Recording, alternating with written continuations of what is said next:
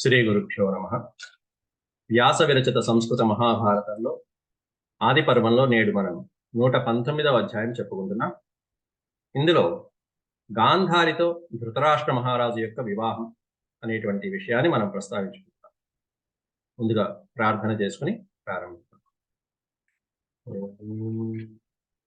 శుక్లాంబరధరం విష్ణుం శశివర్ణం చతుర్భుజం ప్రసన్నవదనం ధ్యాయేత్ సర్వవిఘ్నోపశాంతయే. వ్యాసం వసిష్ఠనప్తారం శక్తేః పౌత్రమకల్మషం పరాశరాత్మజం వందే సుఖతాతం తపోనిధిం.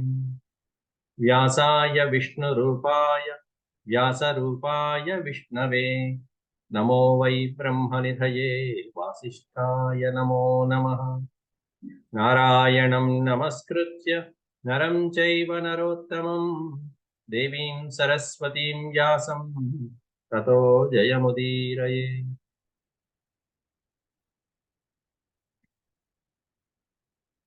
ఆది పర్వంలో 119వ అధ్యాయం. ధృతరాష్ట్ర పాండు విదురులు జన్మించడం జరిగింది. నిన్నటి పాఠంలో మనం భీష్ముడి యొక్క రాజ్య పరిపాలన ఎలా ఉన్నది అనేటువంటి విషయాన్ని ప్రస్తావించుకున్నాం. అంటే పిల్లలు పెరిగి పెద్దవాళ్ళయ్యేదాకా భీష్ముడు ఆ రాజ్యానికి అండదండగా ధర్మం ఎటు తప్పకుండా ప్రజారంజకంగా పరిపాలించాడు. ఎలా ఉంది అంటే కృతయుగంలో ఎలా ఉంటుందో అలా ఉంది అని చెప్పి వర్ణించారు వ్యాసులు వారు. అలాగే వాళ్ళు యుక్త వయసుకు వచ్చారు, అన్ని విద్యాబుద్ధులు నేర్చుకున్నారు, వేదాలు వేదాంగాలతో సమస్త శాస్త్రాలు అస్త్రాలు అన్ని నేర్చుకున్నారు. కాబట్టి ఇక వివాహ విషయంలో ఈ భీష్మ పితామహుడు పండితుడైనటువంటి జ్ఞాని అయినటువంటి విదురుడితో మాట్లాడుతున్నాడు. ధృతరాష్ట్ర వివాహార్థం భీష్మ విదుర సంవాద. భీష్ముడు విదురుడు సంవాదం మాట్లాడుకోవడం అనేది దేనికోసం అంటే ముందు పెద్దవాడైనటువంటి ధృతరాష్ట్ర మహారాజు యొక్క వివాహం కోసం.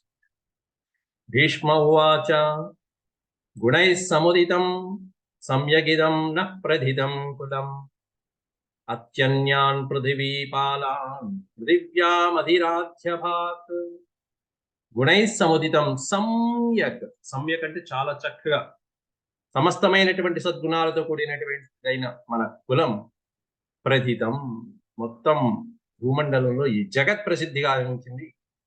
మొత్తం ప్రపంచంలో కల్లా కురువంశము భరతవంశం అనేటువంటిది సుప్రసిద్ధమైంది. దేంతో అంటే చక్కటి దాని యొక్క గుణాల చేత. గుణైః అన్నారు. అద్భుతమైనటువంటి ప్రసిద్ధమైనటువంటి సుసంపన్నమైనటువంటి సద్గుణ గుణాల చేత మన భరతవంశం సుప్రసిద్ధమైనదయ్యా విదుర. అత్యన్యాన్ పృథివీపాలాన్. మొత్తం చాలా మంది భూమండలంలో ఉన్నటువంటి రాజులందరినీ గెలిచి మన రాజ్యం సుప్రతిష్టమైంది, దినదినాభివృద్ధి చెందింది. రక్షితం రాజభిః పూర్వం ధర్మవిద్భిర్మహాత్మభిః. ధర్మవిద్భిః మహాత్మభిః. మహానుభావుల చేత. ఎలాంటి మహానుభావులు అంటే ధర్మవిత్. విత్ అంటే తెలిసిన, ధర్మజ్ఞానం తెలిసినటువంటి మహానుభావుల చేత పూర్వము నుండి ప్రాచీన కాలము నుండి కూడా మన రాజ్యం సురక్షితంగా రక్షించబడుతూ వస్తున్నది. ఇప్పటి వరకు ఎప్పటి నుంచో పూర్వంశం మొదటి నుంచి చెప్పుకుంటూ వచ్చారు. అక్కడి నుంచి మన రాజ్యం ఇగో ఈ ధర్మాత్ములైనటువంటి మహానుభావుల చేత రక్షించబడుతూ వస్తున్నదయ్యా. రక్షితం రాజభిః పూర్వం ధర్మవిద్భిర్మహాత్మభిః అగమచ్ఛేదం కదాచిదిహ నః కులం. అంటే నహ అనే దానికి అర్థం మన యొక్క కులం, వంశం, మన వంశం, ఈ భరత వంశం. కదాచిత్ ఇహ ఎప్పటికీ కూడా ఛేదము అంటే వినాశనము లేకపోతే విభాగము. ఛేదనం అంటే కత్తిరించడం, డివైడ్ అయిపోవడం, పార్టీషన్ అయిపోవడం. ఇక్కడ నోత్సాదగమ ఛేదం కదాచిదిహ నః కులం. ఇలాంటి మహానుభావుల చేత పరిపాలించబడటం చేత మన కులం అనేటువంటిది ఎక్కడ ఛేదనము కాకుండా, ఎక్కడ నశించకుండా దినదినాభివృద్ధి చెందుతూ ఇలా హాయిగా వృద్ధి చెందుతున్నదయ్యా. అట్లాంటి ఈ వంశాన్ని ఇక మన చేతుల్లోకి వచ్చింది. మనం ఇంకాస్త వృద్ధి చేయాలి. మయాచ సత్యవత్యాచ కృష్ణేన చ మహాత్మనా సమవస్థాపిత భూయో యుష్మాసు కులతంతుషు. నేను అలాగే సత్యవతి తల్లి అయినటువంటి సత్యవతి మాత, కృష్ణేన, కృష్ణుడి చేత. ఏంటి ఆ కృష్ణుడు అంటే కృష్ణ ద్వైపాయనుడి చేత. ఇంకా అసలైన కృష్ణుడు రాలా, కృష్ణ భగవానుడు ఇంకా రాలా. ఇక్కడ కృష్ణేన అని పదం పెట్టారు అంటే అక్కడ సందర్భాన్ని బట్టి మనం ఊహించుకోవాలి, అది కృష్ణ పరమాత్ముడా లేకపోతే కృష్ణ ద్వైపాయనుడు అనేది ఊహించుకోవాలి సందర్భాన్ని బట్టి. మొదట్లోనే చెప్పాడు మయాచ అంటే నా చేత, అంటే భీష్ముడు చెప్తున్నాడు నా చేత, తల్లి అయినటువంటి సత్యవతి చేత, కృష్ణేన కృష్ణద్వైపాయనుడు వ్యాసుల వారి చేత, మహానుభావుడైనటువంటి వ్యాసుల వారి చేత, సమవస్థాపిత భూయో, భూయ అంటే తిరిగి మళ్ళీ ఈ వంశం అనేటువంటిది సమవస్థాపిత, మళ్ళీ స్థాపించబడింది, మళ్ళీ ఉద్ధరించబడింది. వంశాంకురం అనేటువంటిది అంతరించిపోయిన సందర్భంలో విచిత్ర వీరుడు కూడా చనిపోతే వ్యాసుల వారి ద్వారా ఇదిగో మళ్ళీ నీ ముగ్గురు జన్మించారు, వంశం ఉద్ధరించింది మళ్ళీ పునః. ఇప్పుడు మీరు ఈ వంశానికి మూల తంతువులు లాంటి వాడు, ఇంకా చెప్పాలంటే మెయిన్ పిల్లర్స్. యుష్మాసు కుల తంతుషు, తంతు అంటే దారం, కుల తంతుషు అంటే వంశాన్ని అలా అలా అలా తీసుకువెళ్ళి మళ్ళీ దాన్ని మళ్ళీ తిరిగి పునఃస్థాపన చేసేటువంటి తంతువులు మీరు. అంటే వంశక్రమాన్ని మీరు అందించి పాటించి అలా అలా తర్వాత వచ్చేటువంటి వారసులకి మీరు జన్మనివ్వాలి, కుల ధర్మాన్ని పాటించి మీరు అలా వారసులను ఇవ్వాలి ఈ వంశాన్ని. కుల తంతుషు తచ్చైతద్వర్ధతే భూయః కులం సాగరవవ్యథ, సాగర పర్యంతము సముద్ర పర్యంతము ఉన్నటువంటి మొత్తం ఈ భూమండలం అంతటికి కూడా మళ్ళీ భూయః తిరిగి తచ్చైతద్వర్ధతే, మళ్ళీ మన కురువంశం అనేటువంటిది దినదిన వృద్ధి చెందుతూ ఉంది. సాగర పర్యంతం వరకు ఉన్నటువంటి భూమండలాన్ని మనం జయించి మన చెప్పు చేతుల్లోకి తీసుకుంటాం. అది ఎలా సాధ్యమవుతుందంటే మీ వల్ల సాధ్యమవుతుంది. తథా మయా విధాతవ్యం త్వయా చైవ న సంశయః, ఎలా చేయాలని, సాగర పర్యంతం వరకు ఉన్నటువంటి భూమండలాన్ని మనం ఎలా వశం చేసుకోవాలి, ఎలా వృద్ధి చేసుకోవాలి మన వంశాలంటే మయా విధాతవ్యం త్వయా చైవ, నేను నువ్వు కలిసి చేయాలంటూ పెట్టారు ఇక్కడ. మయా త్వయ, త్వయ అంటే నీ చేత, మయ అంటే నా చేత, త్వయ అంటే నీ చేత. ఓ విదుర, ఇది నా వలన నీ వలన సాధ్యమవుతుంది, మన ఇద్దరం వెనకాల ఉండి మనం కథ నడిపించాలి. తథా మయా విధాతవ్యం త్వయా చైవ న సంశయః, న సంశయః, ఇందులో సందేహమే లేదు విదుర. కాబట్టి మనం జాగ్రత్తగా ధర్మబద్ధంగా వీళ్ళని ముందుకు నడిపిస్తూ మొత్తం చతుస్సాగర పర్యంతం వరకు ఉన్నటువంటి భూమండలాన్ని ఈ గురువంశాన్ని వృద్ధి అయ్యేట్టుగా మనం చేసుకోవాలి. అంతేకాకుండా మరి వృద్ధి కావాలి అంటే మరి వీళ్ళకి వివాహం కావాలి, వంశాభివృద్ధి కలగాలి, మళ్ళీ కుమారులు పుట్టాలి, వాళ్ళ వలన మళ్ళీ జగత్ యాత్ర సఫలం అవ్వాలి. కాబట్టి ధృతరాష్ట్రుడు, పెద్దవాడైనటువంటి ధృతరాష్ట్రాదులకి మొదలైనటువంటి వాళ్ళకి, పాండురాజు మొదలైన వాళ్ళకి వివాహాలు జరిపించాలి. మరి వివాహానికి తగినటువంటి వంశాలు, స్త్రీలను తీసుకురావడానికి మన వంశానికి తగినటువంటి వంశాలు నేను కొన్ని నిర్ణయించాను, అవి వినవయ్యా అంటూ విదురుడికి ఆ వంశాలు, సుప్రసిద్ధమైనటువంటి వంశాలు, ఆనాటికి భీష్ముడికి నచ్చినటువంటి వంశాలు చెప్తున్నాడు ఇక్కడ. శ్రూయతే, శ్రూయతే అంటే విన్నా, ఎవరి చేత? బ్రాహ్మణుల చేత, పండితుల చేత నేను కొన్ని వంశాల గురించి విన్నానయ్యా. ఎవరిదయ్యా అంటే శ్రూయతే యాదవీ కన్యా స్వనురూపా కులస్య నః, స్వనురూపా కులస్య నః, నః కులస్య, మన వంశానికి అనురూప తగినటువంటి కన్య యాదవ వంశంలో ఉన్నదని నేను విన్నాను. కుంతీదేవి, యాదవ వంశంలో కుంతీదేవి. శ్రూయతే యాదవీ కన్యా స్వనురూపా కులస్య నః, అంతేకాకుండా ఇంకొక చోట సుబలస్యాత్మజ, సుబలుని యొక్క ఆత్మజ, ఆత్మజ అంటే కూతురు అని అర్థం. ఆత్మజ అంటే కుమారుడు, ఆత్మజ అంటే కూతురు. సుబలుని యొక్క కూతురుడు, సౌబలుని అంటే కుమారుని, సుబలుని యొక్క కుమారుని సౌబలుడు అంటారు. శకుని, గాంధారి మొదలైనటువంటి. సుబలస్య ఆత్మజా చైవ తథా మద్రేశ్వరస్య చ, మద్ర దేశానికి చెందినటువంటి మహారాజుకి కుమార్తె మాద్రి. మద్రదేశం అనేది సుప్రసిద్ధమైనటువంటి దేశం. దాన్నే ఇప్పుడు ప్రజెంట్ ఇప్పుడు మనం చెప్తున్న పేరు సియాల్కోట్ అని చెప్పి, సియాల్కోట్ అంటే పాకిస్తాన్ లో ఆక్రమించుకున్నటువంటి, పాకిస్తాన్ లో ఉన్నటువంటి పంజాబ్ లో ఉన్నటువంటి ఒక రాష్ట్రం, అది ఒక ప్రదేశం సియాల్కోట్. అలాగే సుబలుడు పరిపాలించినటువంటి ప్రదేశం నేటి మనం చెప్పుకుంటున్నటువంటి గాంధార రాజ్యం కాందహార్, ఆఫ్ఘనిస్తాన్ పైన ఉండేటువంటి కాందహార్ ఏదైతే ఉందో ఆ కాందహార్ సౌబలుడి యొక్క ప్రాంతం.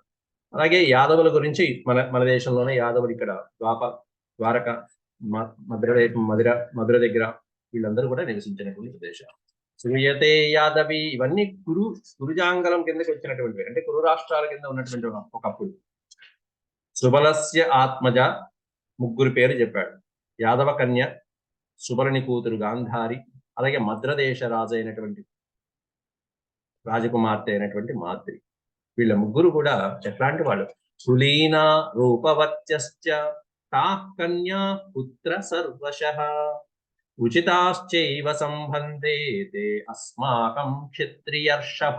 క్షత్రియ ఋషభులు వాళ్ళందరూ కూడా క్షత్రియ వంశాలలో శ్రేష్టమైనటువంటి వాళ్ళుగా పరిగణించబడినటువంటి వంశాలు వీళ్ళని. ఈ కన్యలు ముగ్గురు కూడా కులీనా అంటే ఉత్తమ కులమునందు జన్మించినటువంటి వాడు. ఎప్పుడు కూడా ఒక కావ్యం రాయాలన్నా, ఒక నాటకం అయినటువంటి వాటిలో ఒక నాయకుడిని పెట్టుకోవాలంటే మొట్టమొదట నాయకుని యొక్క లక్షణం ఏంటంటే ఉత్తమ కులంలో జన్మించి ఉండాలి ఫస్ట్. వాళ్ళే కావ్యాలలో నాయకులు.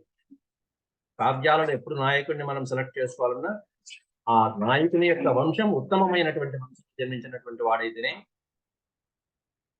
వాడు అసలైనటువంటి కథానాయకుడిగా కీర్తించబడతాడు. ఇవి నాటక లక్షణాలు, నాయక లక్షణాలు చెప్పబడతాయి కావ్యాలు. అలాగే ఇక్కడ కూడా ఇట్లాంటి మహానుభావుల్ని చేసుకోబోయేటువంటి సాధ్వీమణులు, స్త్రీమణులు ఎలా ఉండాలంటే కులీన ఉత్తమమైనటువంటి కులంలో చెందినటువంటి వాళ్ళు ఈ ముగ్గురు కూడా. అంతేకాకుండా రూపవత్యశ్చ తాహ కన్యా పుత్ర సర్వశః. పుత్ర అనేది సంబోధన వాచకం. హే పుత్ర, ఓ నాయన, పుత్ర, కుమార, విదుర అని విదురుణ్ణి పుత్రుడిలాగా సంబోధిస్తూ భీష్ముడు చెప్తున్నాడు. ఈ కన్యలు, ఈ ముగ్గురు కన్యలు కూడా ఈ మూడు దేశాలకు చెందినటువంటి కన్యలు రూపవంతులు, మంచు వంశంలో జన్మించినటువంటి వాళ్ళయ్యా. ఉచితాశ్చైవ సంబంధేతే అస్మాకం క్షత్రియర్షభ. వాళ్ళతో అస్మాకం సంబంధం ఉచితాశ్చైవ, వాళ్ళతో సంబంధం పెట్టుకోవడం మన వంశానికి తగినట్టే అని నేను భావిస్తున్నాను. మన వంశానికి తగినటువంటి వాళ్ళు. కాబట్టి మన్యే వరయితవ్యాస్త ఇత్యహం ధీమతాం వర. కాబట్టి నేను వాళ్ళని వరించి ఇగో ధృతరాష్ట్రుడికి పాండురాజుకి వివాహం జరిపించాలని నేను అనుకుంటున్నానయ్యా. మన్యే అంటే నేను భావిస్తున్నాను, నా మతానుసారంగా, నా బుద్ధి అనుసారంగా నేను భావిస్తున్నానయ్యా. వరయితవ్యాస్త వాళ్ళు వరింపదగినటువంటి వాళ్ళే అని నేను భావిస్తున్నాను. దేనికోసం అంటే మన వంశాభివృద్ధి కోసం. సంతానార్థం కులస్యాస్య యద్వా విదుర మన్యసే. కాబట్టి మన యొక్క వంశాభివృద్ధి కోసం, మన సంతానం కోసం, ఇక్కడ ఈ వంశాన్ని వృద్ధి చేయటం కోసం అని చెప్పేసి వాళ్ళతో సంబంధం సబబే అనిపిస్తున్నదయ్యా విదుర, నువ్వేమంటావు అని చెప్పి విదురుణ్ణి సలహా అడుగుతున్నాడు భీష్ముడు. ఎప్పుడు కూడా నిర్ణయాలు తీసుకునేటప్పుడు, పెద్ద పెద్ద నిర్ణయాలు తీసుకునేటప్పుడు ఎప్పుడు ఒక్కడు ఎప్పుడు చేయకూడదు. రామాయణంలో కూడా శ్రీరామచంద్రుడు అయోధ్య నుండి భరతుడు పాదుకలు తీసుకువెళ్ళటానికి, శ్రీరాముని తీసుకువెళ్ళటం కోసం అడవికి వస్తే అక్కడ కుశల ప్రశ్న అడుగుతూ రాముడు చెప్తాడు, నాయనా నువ్వు ఒక్కడివే ఎప్పుడు కూడా ఒంటరిగా నిర్ణయాలు ఏమీ తీసుకోవట్లేదు కదా, అలాగని చెప్పేసి చాలా మందితో కలిసి తీసుకోవట్లేదు కదా, ఎంతమందితో నిర్ణయించాలో అంతమందితోనే నిర్ణయించాలి. మంత్రులు ఒకళ్ళిద్దరితోనే, ఒకళ్ళు లేకపోతే ఇద్దరు, అంతకు మించి ఉండకూడదు, ఒక్కడే నిర్ణయాలు తీసుకోకూడదు అని శ్రీరాముడు భరతుడికి ఎన్నో కుశల ప్రశ్నలు వేస్తూ రాజనీతిని అంతా కూడా బోధ చేస్తాడు. రాజనీతిని అంతా బోధ చేస్తాడు. అలాగే ఇక్కడ కూడా భీష్ముడికి తెలియని ధర్మం లేదు, ఆయనకు తెలియనటువంటి రాజ్యాలు విశేషాలు లేదు, అన్ని తెలుసుకున్నాడు. కానీ ధర్మాత్ముడైనటువంటి విదురుడితో సంప్రదించి ఆయన అభిప్రాయం తెలుసుకుంటున్నాడు. ఈయన ఇంకా మహానుభావుడు. విదురుడు ఏమంటున్నాడు? భవాన్ పితా భవాన్ మాత అంటే నీవు, భవాన్ అంటే తమరు. భీష్ముడితో అంటున్నాడు భవాన్ పితా, అయ్యా మీరే మాకు తండ్రి. భవాన్ ఇక్కడ అక్షరం తప్పు పడింది, భా అని దీర్ఘం పడింది, అక్కడ హ్రస్వం ఉండాలి. భవాన్ మాత, ఇక్కడ భవాన్ పిత, ఇక్కడ భా కరెక్ట్ గానే పడింది. భవాన్ పిత భవాన్ మాత భవాన్ పరమో గురు. ఆయన మాకు తండ్రి, దైవము, గురువు అన్ని నీవే, కాబట్టి నీ బాధ్యత అదంతా, నువ్వేదంటే అది అంటూ విదురుడు భారం అంతా ఆయన మీదే వేశాడు. భవాన్ పిత భవాన్ మాత భవాన్ పరమో గురు తస్మాత్ స్వయం కులస్యాస్య విచార్య గురు ఎత్తి. ఇందులో అంతరాట. అప్పుడు వైశంపాయనుల వారు జనమేజయుడికి అందిస్తున్నారు. అథ శుశ్రావ విప్రేభ్యో ఆ తర్వాత విప్రేభ్య అంటే బ్రాహ్మణుల ద్వారా శుశ్రావ అనేకమైనటువంటి వివరాలు విన్నాడు భీష్మాచార్యుడు. అన్ని వివరాలు సేకరించుకున్నాడు పండితుల చేత. అథ శుశ్రావ విప్రేభ్యో గాంధారీం సుబలాత్మజాం ఆరాధ్య వరదం దేవం భగనేత్రహరం హరం. సుబలుని యొక్క కూతురు అయినటువంటి గాంధారి గురించి విన్నాట బ్రాహ్మణుల ద్వారా. ఏమని విన్నాడంటే, గాంధారి పరమేశ్వరుణ్ణి మెప్పించి వరం పొందింది. ఇది చాలా మందికి తెలియదు. ఆరాధ్య వరదం దేవం, దేవుణ్ణి ఆరాధించి వరం పొందిందిట.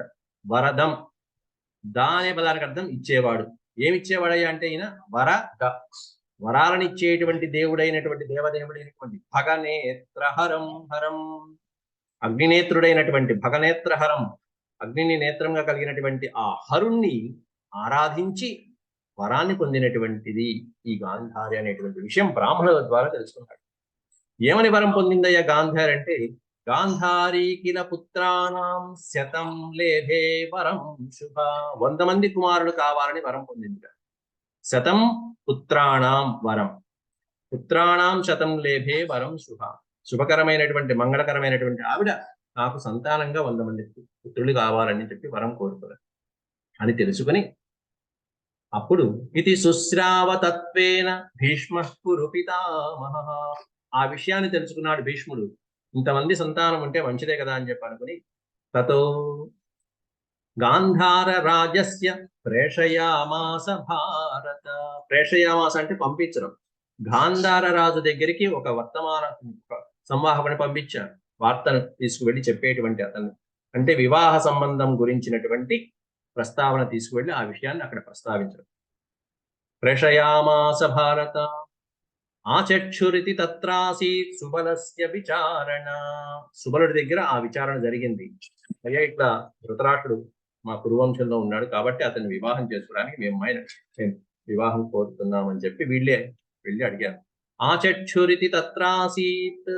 అయితే కులం ఖ్యాతిం చ వృత్తం చ బుద్ధ్వా ప్రసమీక్ష్య సహ దదైతాం ధృతరాష్ట్రాయ గాంధారీం ధర్మచారిణి. ఇక్కడ పాపం సుబలుడు మాత్రం మొట్టమొదట విచారించాడు. ఏమని విచారించాట? అచక్షురితి తత్రాసీత్. ఆ చక్షురు అంటే నేత్రము, కళ్ళు. అచక్షురితి, వీళ్ళేమన్నా ధృతరాష్ట్రుడిగా అడుగుతున్నారు, కానీ ధృతరాష్ట్రుడికి కళ్ళు లేవు కదా. కళ్ళు లేనటువంటి వాడికి నా కూతురు ఏమిస్తామని చెప్పి సుబలస్య విచారణ, సుబలుడు విచారణ చేశాడు, ఆలోచించుకున్నాడు. కానీ అంతకంటే గొప్పవైనటువంటి కులము, ఖ్యాతి, వృత్తి, బుద్ధి, ఆయన యొక్క విద్యాభ్యాసంగాలు, బలము మొదలైనటువంటివన్నీ సమీక్షించి అంగీకరించాడు. కులం ఖ్యాతించ వృత్తం చ. వృత్తము అంటే తీరు, అతని యొక్క తీరు, నడవడిక, విద్యాభ్యాసము మొదలైనటువంటివన్నీ, విద్యాబుద్ధులు మొదలైనటువంటివన్నీ ప్రసమీక్ష్య సహా ప్రసమీక్ష. ఆ సుబలుడు బాగా ఆలోచించుకుని నిర్ణయం తీసుకుని ఒప్పుకున్నాడు ఈ వివాహాన్ని. దదైతాం ధృతరాష్ట్రాయ గాంధారీం ధర్మచారిణీం. దదైతాం ఏతాం దదై, ఈమెను ఇవ్వటం కోసం సుబలుడు అంగీకరించాడు. తర్వాత ఈ విషయం తెలుసుకున్నది గాంధారి.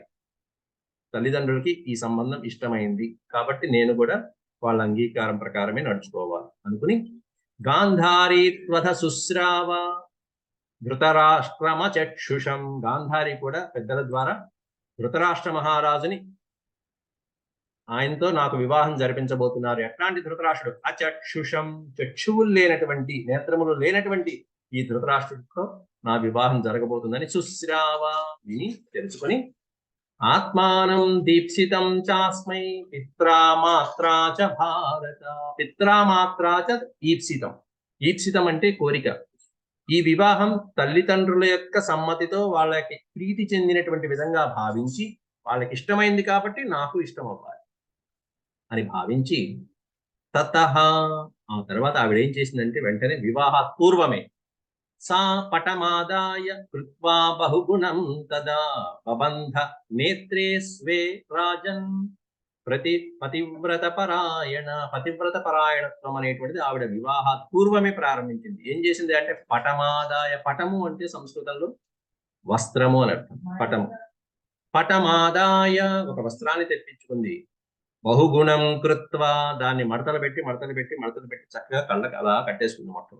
అంటే కళ్ళు కనిపించకుండా, పూర్తిగా కనిపించకుండా, తతః సా పటమాదాయ కృత్వా బహుగుణం దాన్ని మడిచి చాలా రకాలుగా దాన్ని కళ్ళకి అట్టం పెట్టుకుంది. ఏం చేసింది? నేత్రే బబంధ నేత్రాలని కళ్ళు గంటలు కట్టేసుకుంది. నేత్రే బబంధ స్వే రాజన్ పతివ్రత పరాయణ. హే రాజన్, పతివ్రత పరాయణురాలైనటువంటి ఆవిడ స్వే నేత్రే బబంధ. స్వే అనే పదానికి అర్థం తన నేత్రాన్ని బంధించేసుకుని ఆ వస్తుంది. ఎందుకని అంటే వివాహం అయ్యేటప్పుడు కానీ ఆ తర్వాత కానీ ఎప్పుడు కూడా నాకు కళ్ళున్నాయి నా భర్తకి లేవు అనేటువంటిది, అంటే ఆయనలో ఒక లోటు చూడకూడదు అనేటువంటి విషయంతో నాభ్యసూయం అసూయ, ఎటువంటి అసూయ మత్స్య ద్వేషాలు అనేటువంటివి రాకుండా, ఎటువంటి భేదాలు రాకుండా, నాభ్యసూయం పతిం అహం అంటే భర్త యందు లేనిది తనకున్నది అనేటువంటి ఈ మత్సరాలు లేకుండా పతిమహమిత్యేవం కృత నిశ్చయ తతో గాంధార రాజస్య పుత్రః శకునిరభ్యయాత్. ఈ విధమైన నిర్ణయం తీసుకున్నాక ఇక ఒక శుభముహూర్తంలో గాంధార రాజు అంటే ఈ సౌబలుడు ఏం చేశాడు? గాంధార రాజు సౌబలుడు అంటే తన పుత్రుడైనటువంటి శకునికి ఈమెను అప్పచెప్పి, పుత్ర నీ సోదరుని తీసుకువెళ్ళి కురురాజ్యంలో ఆ ధృతరాష్ట్రునికి ఇచ్చిరాడు ఆయన అని చెప్పి పంపిస్తున్నాడు. శకునితో ఈమెని ఇచ్చి పంపిస్తున్నాడు. శకునిరభ్యయాత్ స్వసారం పరయా లక్ష్య యుక్తామాదాయ కౌరవ. స్వసారం పరయా లక్ష్య, అపరలక్ష్మిలా ప్రకాశిస్తున్నటువంటి ఆమెను తీసుకువెళ్ళి శకుని ఆ కౌరవ రాజ్యంలో అక్కడే భీష్ముడికి సమర్పిస్తున్నాడు. ఆయన పెద్దవాడి నువ్వు కాబట్టి ఆ సంస్కారాలు ఏవైతే జరిపించాలో యథావిధిగా జరిపించడానికి ఈ శకుని అక్కడే తీసుకువెళ్ళాడు. తాం తదా ధృతరాష్ట్రాయ దదౌ పరమసత్కృతాం తాం. సత్కృతాం అంటే చక్కగా వాళ్ళ చేత గౌరవ మర్యాదలతో సత్కారాలు అందుకున్న తర్వాత తాం ఆ కన్యని, ఆ గాంధారిని ధృతరాష్ట్రాయ దదౌ పెద్ద కుమారుడైనటువంటి ధృతరాష్ట్రుడికి ఇవ్వడం జరిగింది. ఎవరి అనుమతితో? భీష్మస్యానుమతే చైవ వివాహం సమకారయత్. శాస్త్రబద్ధంగా విధి ప్రకారంగా భీష్ముని యొక్క అనుమతితో, సత్యవతీదేవి యొక్క అనుమతితో వివాహం సమకారయత్, శాస్త్రబద్ధంగా వివాహం జరిగింది గాంధారి ధృతరాష్ట్రులు ఇద్దరికి. దత్వా స భోగినీం వీరో యథార్హం చ పరిచ్ఛదం పునరాయాత్ స నగరం భీష్మేణ ప్రతిపూజితః. శకుని మళ్ళీ తిరిగి వాళ్ళ నగరానికి అతను తిరిగి వచ్చేస్తున్నాడు. ఎప్పుడంటే తత్వాస భగినీం వీరో, భగిని అనే పదం వాడారు ఇక్కడ. భగిని హస్త భోజనం అంటారు. భగిని అంటే సోదరి సంస్కృతం. భగినీం దత్వా సహ అనే పదానికి అర్థం అతడు. ఆ శకుని గాంధారి సోదరుడైనటువంటి ఆ శకుని భగినీం దత్వా ధృతరాష్ట్రునికి తన సోదరి అయినటువంటి గాంధారిని అప్పగించి వీరుడైనటువంటి ఆయన యథార్హ పరిచ్ఛదం పునరాయాత్ స్వనగరం భీష్మేణ ప్రతిపూజితః. భీష్ముడి చేత తిరిగి పూజించబడి, గౌరవించబడి, భీష్ముడి చేత చక్కగా సన్మానం గావించబడి, ఎందుకంటే కన్యాదానం చేసిన తర్వాత తిరిగి వాళ్ళ చేత సన్మానం పొందుతారు కాబట్టి ఆ విధంగా తగినటువంటి సన్మానం సత్కారాలు పొందిన తర్వాత స్వనగరం పునరాయాత్, తన నగరానికి తాను వెళ్ళిపోయాడు సౌబలుడైనటువంటి శకుని, సుబలుడి కుమారుడైనటువంటి శకుని. గాంధార్యపి వరారోహ శిలాచార విచేషితై, ఇక్కడ విచిషేటితై అని పడింది, ఇక్కడ ఒక చిన్న తప్పు ఉంది. గాంధార్యాపి వరారోహ శిలాచార విశేషితై. శిలాచారంతో, చక్కటి ఆచారములతో, చక్కటి పద్ధతులతో గాంధారి కూడా ఆ వంశానికి తుష్టిం కురూణాం సర్వేషాం జనయామాస భారత. మొత్తం సమస్తమైనటువంటి కురు వంశానికి అంతరికి కూడా తుష్టిం, సర్వేషాం తుష్టిం జనయామాస. జనయామాస అంటే కలిగించడము, పుట్టించడం. ఏం పుట్టించింది? సంతోషాన్ని పుట్టించింది, సంతోషాన్ని కలిగించింది ఆ వంశంలో పెద్దలందరికీ కూడా. ఎలా అంటే తన యొక్క సత్ప్రవర్తన, తన యొక్క శీలంతో, తన యొక్క ఆచార వ్యవహార పద్ధతులతో మొత్తం కురువంశానికి అంతటికి కూడా తుష్టిం జనయామాస భారత. తుష్టి సంతుష్టి రెండు ఒకటే పద.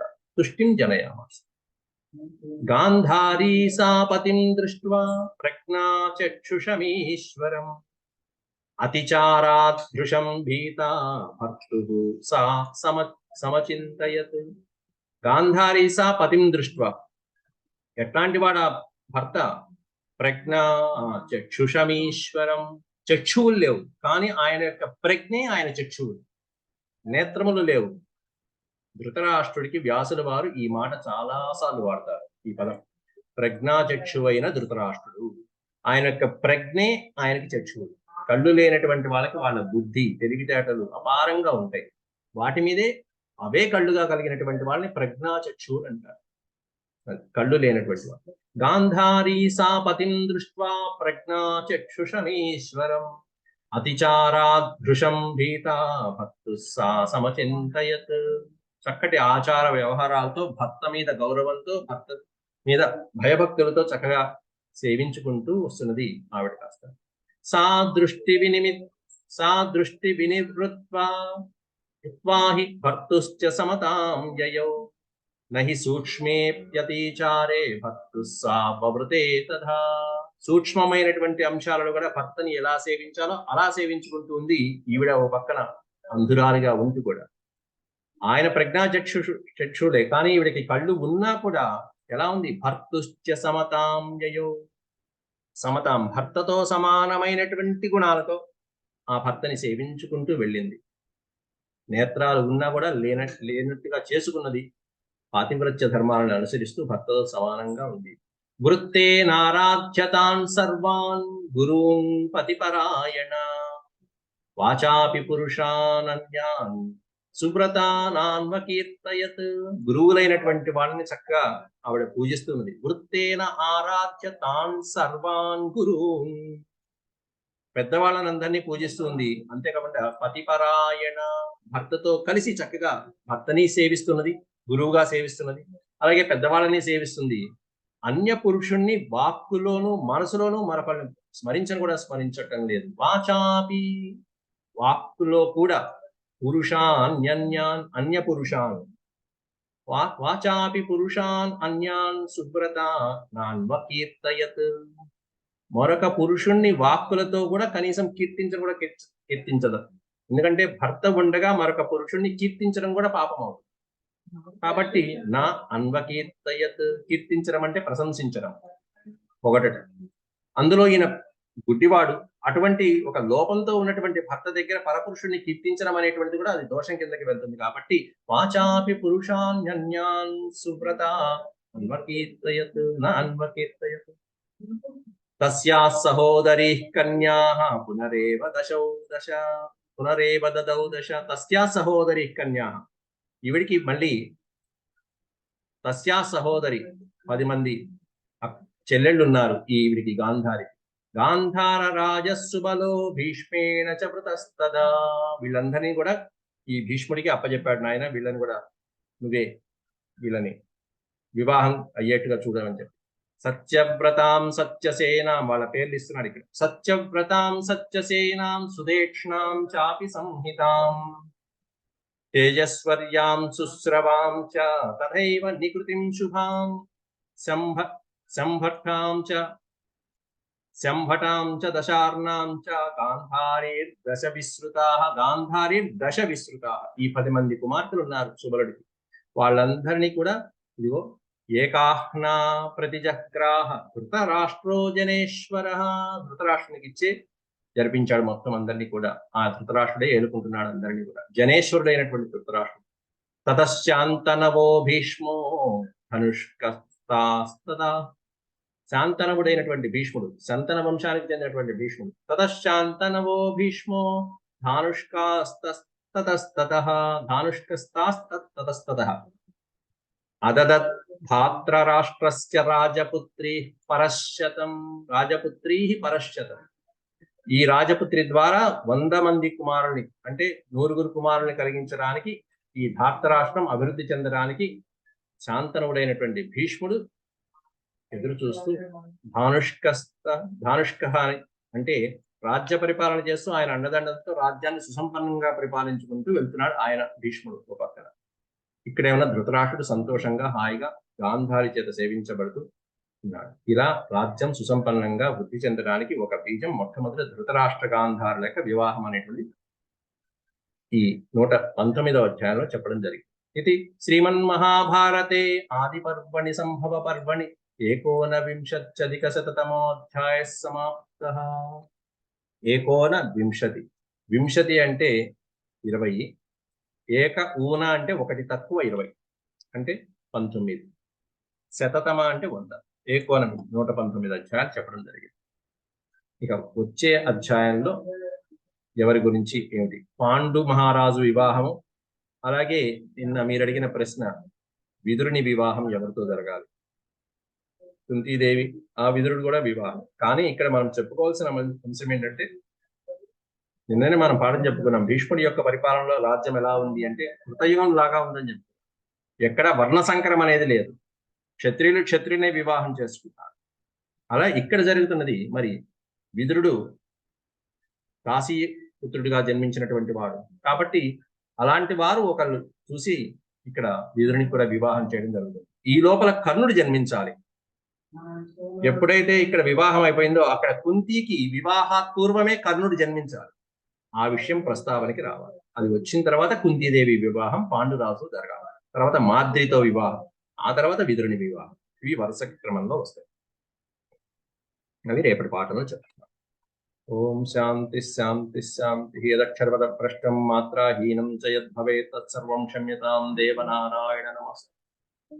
ఓం సర్వం శ్రీకృష్ణార్పణమస్తు. నమో భగవతే వాసుదేవాయ.